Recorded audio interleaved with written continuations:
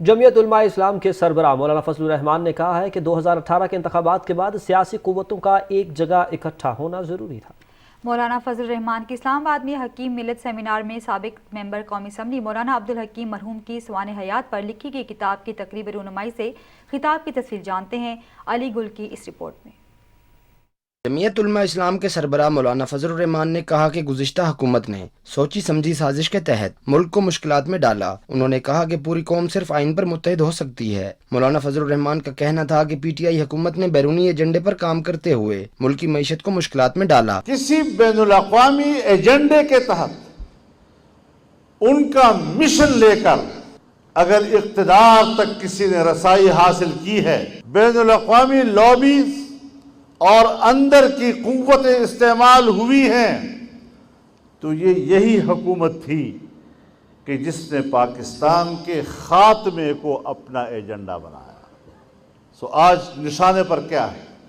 نشانے پر آپ کا آئین ہے۔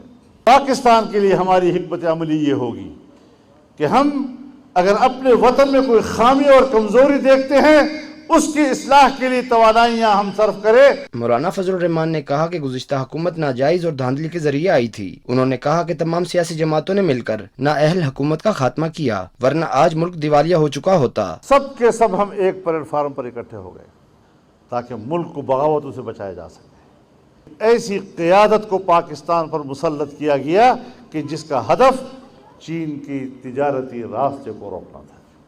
اور اگر مزید میں سالوں کی بات نہیں کہتا، چند مہینے بھی مزید یہ حکومت برقرار رہتی تو شاید آج آپ ملک کو دعائے خیر کہہ رہے ہوتے۔ سیمینار سے مسلم لیگ نون کے رہنما راجہ ظفر الحق، اپوزیشن لیڈر کے پی اسمبلی سردار محمد یوسف، سینیٹر مولانا عبدالغفور حیدری اور صدر Pakistan federal union of journalists Nawaz Raza نے خطاب کرتے ہوئے کہا کہ موجودہ حکومت ملک کو معاشی مشکلات سے نکالنے کے لیے سنجیدہ کوششیں کر رہی ہے۔ علی گل، پاکستان ٹیلی ویژن نیوز، اسلام آباد۔